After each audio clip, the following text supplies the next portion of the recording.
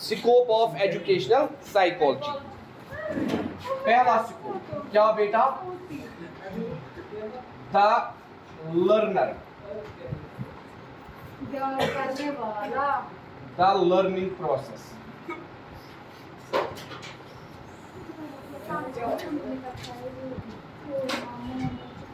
ये हमें दो चीजें पहले ही अंडरस्टैंड कराता है। एजुकेशन के लिए जो दो चीजें इंपॉर्टेंट है उन दोनों चीजों को ये हमें अंडरस्टैंड करवाता है। पहले बेटा लर्नर, अगर एक बच्चा नहीं पढ़ रहा है, अगर एक बच्चा कॉन्स्टेंटली फेल हो रहा है, अगर एक बच्चा इजीली कंसेप्ट क्लियर नहीं कर रहा है, उस बच्चे के अंदर कौन सी प्रॉब्लम, उसको ये हमें अंडरस्टैंड करवाता है। ठीक है बेटा, हम कहते हैं ये हमें क्या अंडरस्टैंड कराता है?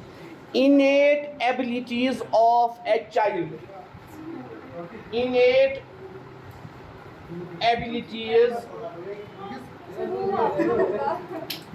Of a child, इनेट abilities of a child, जिससे हमें समझ आता है हैंड राइटिंग के अंदर प्रॉब्लम है, लर्निंग के अंदर प्रॉब्लम है, लिसनिंग के अंदर प्रॉब्लम है, राइटिंग के अंदर प्रॉब्लम है। प्रॉब्लम कहाँ पे है? जब हम किसको अंडरस्टैंड करते हैं? लर्नर को। और बेटा ये हमें क्या काम कराता है? उसके बाद लर्निंग प्रोसेस, हमें कैसे लर्निंग करानी। आपके क्लास में टीचर आया, उसने इंग्लिश के अंदर लेक्चर दिया, पहले दिन, दूसरे दिन, तीसरे दिन, चौथे दिन। जब 5th डे था, आप सीधे सर के पास गए, प्रिंसिपल के पास गए, सुपरवाइजर के पास गए। सर, हमारा जो टीचर है हमें उसका समझ नहीं आता है। सर, हम बच्चों को इंग्लिश नहीं आता है, हम चाहते हैं आप सर को बोले वो हमें या तो उर्दू में समझाए, या फिर आप एक काम कीजिए, फिर टीचर ही चेंज। ठीक है, तो इससे बेटा क्या हुआ? जब हमने बच्चों को अंडरस्टैंड किया, उसके बाद बेटा हमें समझ आया लर्निंग प्रोसेस कैसे करनी है। अगर मेरे बच्चों को उर्दू में समझ आना आता है, मुझे उर्दू में ही पढ़ाना। अगर मेरे बच्चों को कश्मीरी के अंदर समझ आ रहा है, मुझे वैसे ही पढ़ाना। या अगर मैं ऐसा मेथड इस्तेमाल कर रहा हूं पढ़ाने का जो मेरे बच्चों को पसंद नहीं है, मुझे उस मेथड को ही छोड़ना। ठीक है बेटा, मतलब कोई टीचर आता है, वो आगे रखता है कॉपी, चलो लिखो, वो खाली लिखाता है। वो खाली क्या काम करता है? बच्चे कहते हैं हम बोर हो गए लिखते लिखते। बच्चे क्या कहते हैं? हम बोर हो गए लिखते लिखते। The learning process, the learner, scope of educational psychology, इनेट abilities of a child. ठीक है, तो बच्चा क्या कहता है? मैं बोर हो गया लिखते लिखते।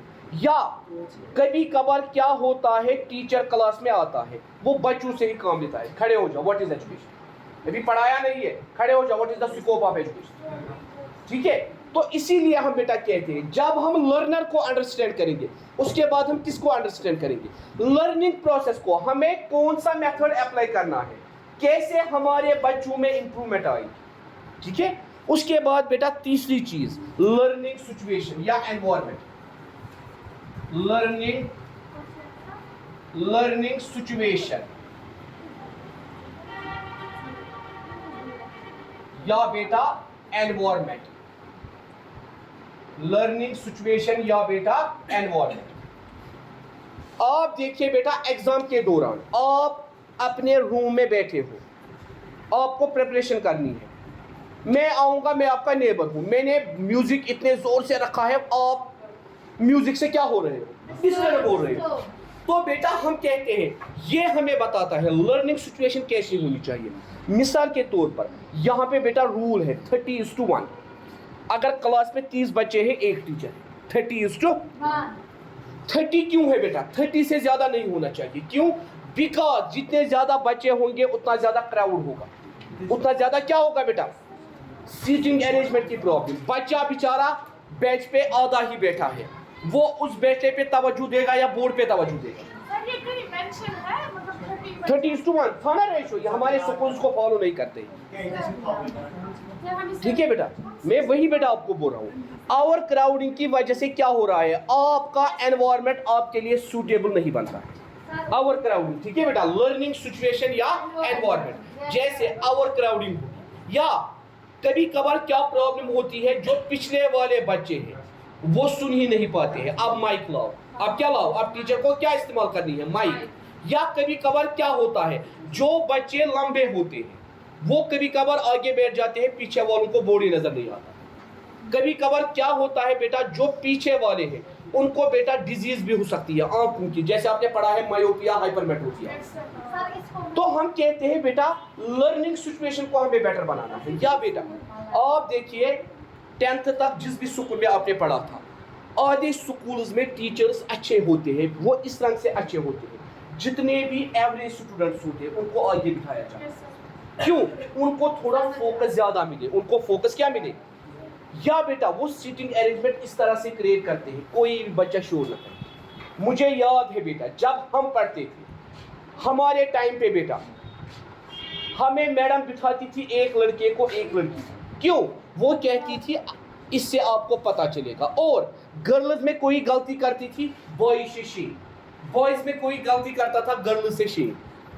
ठीक है, ये डर होता था, हमें मार खाने से डर नहीं लगता था, मगर हमें डर लगता था सारी गर्ल्स ने हमें शेम की, अब ये रास्ते पे भी बोलेंगी, अब ये ग्राउंड में भी बोलेंगी, अब ये सारे क्लासेस को बोलेंगी इस लड़के को हमने शेम की।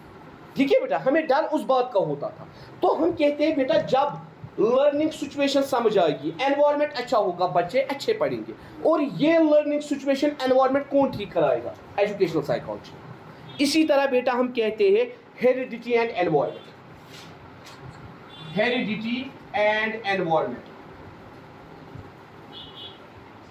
पिछले साल आपने जेनेटिक्स पढ़ा, आपने वहां पे देखा एक इंसान के अंदर जितने आदत होते हैं, आधे माँ बाप से आते हैं, आधे वो एनवायरनमेंट के अंदर सीखता है। आधे कहाँ से आते हैं? माँ बाप से। आधे कहाँ से? एनवायरनमेंट से। तो बेटा एक बच्चे के अंदर जीन्स और कैरेक्टर जो आएंगे, उसके अंदर वीकनेस होगी हेरिडिटी की वजह से, उसके अंदर इंटेलिजेंस भी होगी हेरिडिटी की वजह से।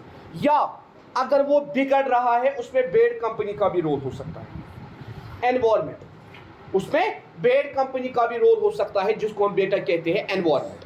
तो बेटा एक बच्चे को किसने सबसे ज्यादा इन्फ्लुएंस किया है, मतलब एक बच्चे के आदत सबसे ज्यादा कहां से आए हैं? हेरिडिटी से आए हैं या एनवायरनमेंट से आए हैं? एजुकेशनल साइकोलॉजी हमें यही अंडरस्टैंड कराएगी। अगर बच्चे की लर्निंग में प्रॉब्लम है, ये प्रॉब्लम हेरिडिटी से है या ये प्रॉब्लम एनवायरनमेंट से है। मतलब कि कोई पैदा हुआ है विद बड़ी डिफिकल्टीज, किसी के माँ बाप पे कोई कैरेक्टर था जो बच्चे में आया, मतलब माँ या बाप वो दोनों इलिटरेट थे, इसीलिए बच्चे की लर्निंग कैपेसिटी कम है। ठीक है बेटा, तो हम कहते हैं जब हम ये अंडरस्टैंड करेंगे तभी हमें पता चलेगा एजुकेशनल साइकोलॉजी में इसका स्कोप कितना ज़्यादा है। जब हम एजुकेशनल साइकोलॉजी में ये बच्चों को अंडरस्टैंड कराएंगे हेरिडिटी और एनवायरनमेंट का इन्फ्लुएंस क्या है। आपने पिछले साल पढ़ा lesson 1 the dairy of a young girl by Anne Frank.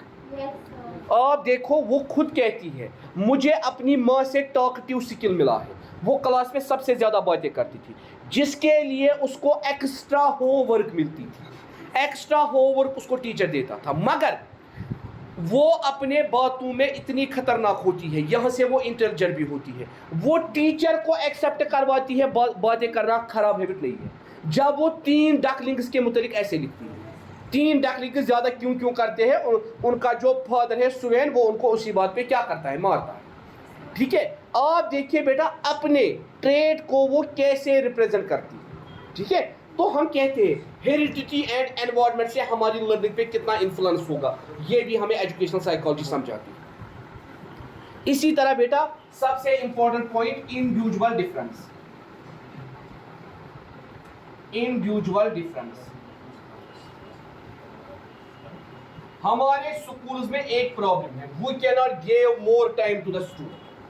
ये एक बड़ी प्रॉब्लम है। मिसाल के तौर पर मुझे इस बात का ख्याल रखना है मेरे क्लास में सारे बच्चे इंटेलिजेंट नहीं हैं, मेरे क्लास में वीक बच्चे भी हैं, मेरे क्लास में पुअर बच्चे भी हैं, मेरे क्लास में एवरेज बच्चे भी हैं। तो अगर मैंने आपको बोला बेटा कल आपका टेस्ट, कल आपका क्या है, टेस्ट है, मुझे इस बात का ख्याल रखना है अगर मैंने बोला कल टेस्ट है, आप ही में से कोई बच्चा उठा सर मुझे ये 2 दिन में लर्न, मुझे इसके लिए 4 दिन चाहिए, मुझे इसके लिए क्या चाहिए, बीइंग ए गुड टीचर मेरा फर्ज क्या बनता है, मुझे बेटा उसको 4 दिन देने, ठीक है बेटा। अब 4 दिन में भी उसने लर्न नहीं किया, फिर भी 1 दिन और देना। जब वो 5 दिन में भी लर्न नहीं करेगा तब जाके मुझे कोई एक्शन नहीं। क्यों? उससे क्या होगा, मुझे ये रखना है दिमाग में, इंडिविजुअल डिफरेंस। इसके ख्यालात अलग है, इसके अलग है, इसके अलग है। अगर इसको 10 मिनट लगते हैं लर्न करने में, इसको आधा घंटा लगता है या इसको पौना घंटा लगता है, मुझे इस बात का ख्याल है। क्योंकि क्या है बेटा, आप देखो जब आपकी चॉइसेस नहीं मिलती है, इंटरेस्ट नहीं मिलता है, तो एजुकेशन में भी तो ये डिफरेंस हो सकती है। मुस्कान को अगर 1 घंटा लगा क्वेश्चन लर्न करने में, जरूरी नहीं है कि रौनक को 1 ही घंटा लगे, रौनक को 4 घंटे भी लग सकते हैं, ठीक है बेटा। रौनक को कितना टाइम लग सकता है, 4 घंटे। तो बेटा ये चीज हमें अंडरस्टैंड करनी है, और ये चीज हमें कौन अंडरस्टैंड कराता है, एजुकेशनल साइकोलॉजी, कि हमें बच्चों को टाइम देना है, हमें इंडिविजुअल डिफरेंस का ख्याल रखना है। इसी तरह बेटा हम कहते हैं forming the curriculum, forming the curriculum. जब भी हम बेटा अपने स्कूल का करिकुलम बनाए, सिलेबस बनाए, कोर्स बनाए, हमारे दिमाग में होना चाहिए, क्या होना चाहिए हमारे दिमाग में, हमारे दिमाग में होना चाहिए वीक बच्चे भी ये करने चाहिए। आप देखो, आप लोगों को स्कूल में एग्जाम दिए गए, 10th के अंदर यूनिट एग्जाम या बेटा term exam, board and test, वहां सबसे ज्यादा टफ पेपर आपको सेट किया था। क्यों? उनको मालूम था यहाँ खाली हमारे स्कूल के बच्चे हैं जिनको ये एग्जाम देना है। मगर आप देखिए जब बोर्ड वाले पेपर निकलते हैं, वो ऐसा पेपर निकलते हैं, उनके दिमाग में क्या होता है, अगर प्राइवेट स्कूल का बच्चा ये पेपर करेगा, गवर्नमेंट स्कूल का भी करना चाहिए, गवर्नमेंट स्कूल का भी क्या करना चाहिए। तो हम कहते हैं एजुकेशनल साइकोलॉजी हमें क्या बोलती है, हमें ऐसा करिकुलम बनाना है जिसमें हर कोई बच्चा फिट आए, चाहे वीक है, चाहे एवरेज है, चाहे इंटेलिजेंट है, सारे क्या आने चाहिए बेटा, सारे बच्चे उस करिकुलम के अंदर आने चाहिए। उसके बाद हम बेटा कहते हैं, यही हमें बताता है what is intelligence and it's limits. Intelligence and it's limits, intelligence and it's limits, ठीक है बेटा, यही हमें बताता है इंटेलिजेंस और लिमिट। एक टीचर के क्लास में सारे बच्चे एक ही सब्जेक्ट में इंटेलिजेंस नहीं दिखाएंगे, अलग अलग सब्जेक्ट में, but we can respect each and every. कोई बच्चा पेंटिंग में इंटेलिजेंस दिखाएगा, अगर वो एजुकेशन में वीक है उसे कहाँ पे इंटेलिजेंस दिखाएगा, पेंटिंग के अंदर, ड्राइंग के अंदर, डिबेट के अंदर, ठीक है बेटा। इसीलिए बेटा आपको याद रखना है, इंटेलिजेंस को खाली हम एजुकेशन के साथ ही नहीं जोड़े।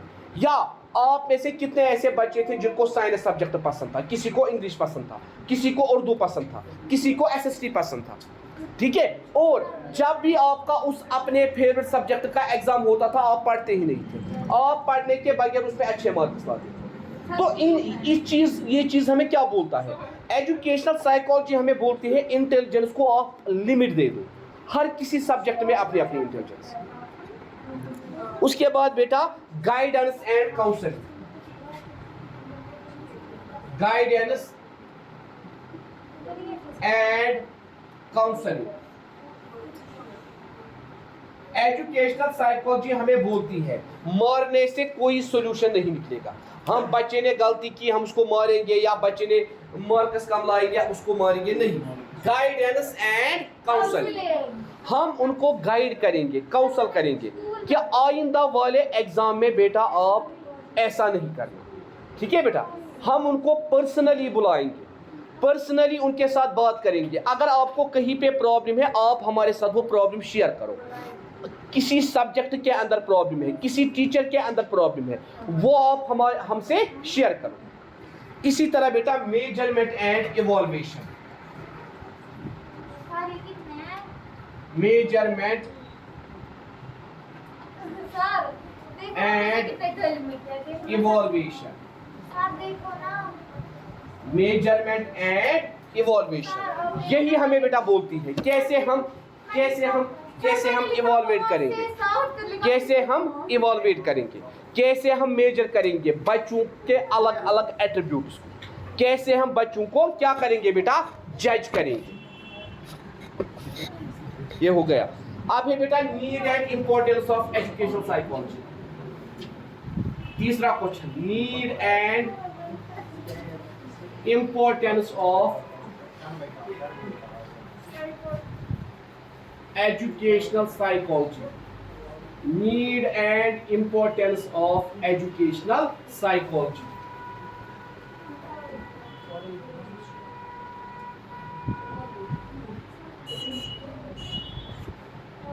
Need and importance of educational psychology.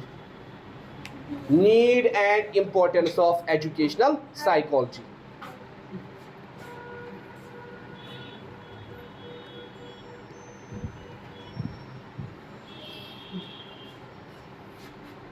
Understanding the innate nature of child. Understanding the innate nature of child.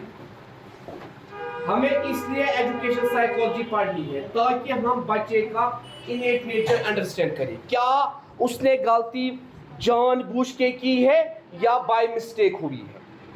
क्या वो जानबूझ के पढ़ता नहीं है या कुछ और प्रॉब्लम है? ठीक है. नॉलेज ऑफ इंडिविजुअल डिफरेंस, ताकि हम नॉलेज हासिल करें किसके दरमियान? Individual difference. Knowledge of individual difference. Knowledge of individual difference, ताकि हम नॉलेज गेन करें किसकी? इंडिविजुअल डिफरेंस की. हमें ये पता चले दो इंडिविजुअल्स में डिफरेंस है. एक क्लास में 30 बच्चे हैं, सारे अलग अलग हैं, सबका दिमाग अलग अलग है. ठीक है. नॉलेज ऑफ बिहेवियर, हम एक बच्चे का बिहेवियर अंडरस्टैंड कर सकें. नॉलेज ऑफ बिहेवियर, हमें एक बच्चे का बिहेवियर अंडरस्टैंड होना चाहिए.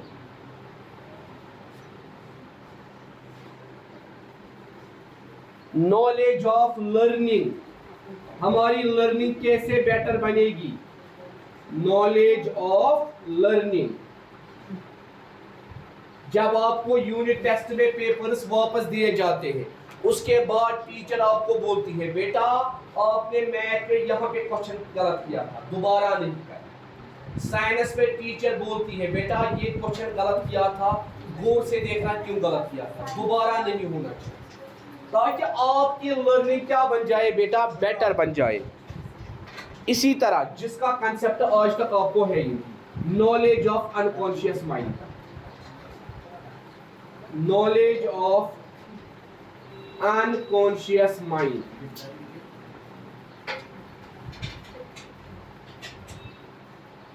मुस्कान अभी से ही कल का सोच रही है, जिस दिमागस में उनके बैठे पागुक ना.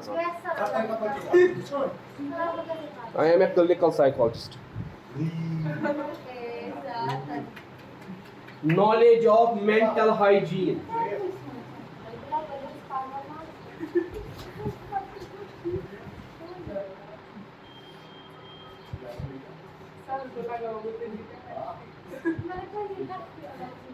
इतना ही नहीं, इसके दिमाग में और भी कुछ चल रहा है. एक किसी का ख्याल अपने दिमाग में ला रही है, कैसे मैं उसके साथ कल घूमने जाऊंगी. नॉलेज ऑफ मेंटल हाइजीन, इसकी कजन सिस्टर जिसको इसने परसों लाया है. Knowledge of guidance, knowledge of guidance.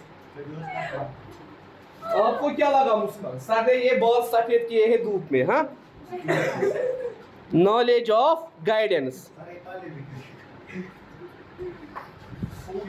आपको मालूम है इसके दिमाग में क्या चल रहा है? मामा को मैं कैसे मनाऊं, ये भी तुम्हारे साथ आना चाहती है, मगर इसको मालूम है मुझे मामा जाने नहीं देगी.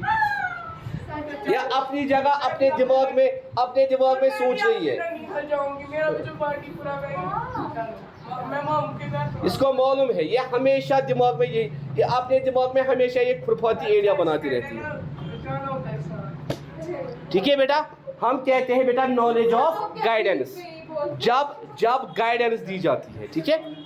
Improvement in teacher taught relationship.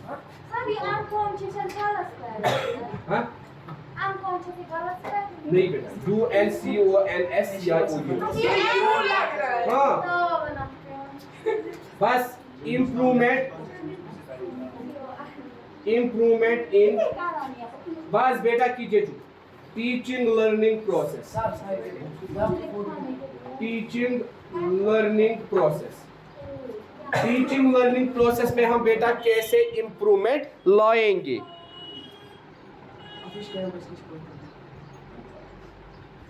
Improvement in teaching method, इसके भी नाम है improvement in teaching method and discipline. Teaching, बस बेटा कीजिए चुप, method and discipline, improvement in teaching method and discipline. तो इसलिए बेटा हमें एजुकेशनल साइकोलॉजी की स्टडी करनी है। हाँ हाँ, mental hygiene, knowledge of guidance, improvement in teaching learning process.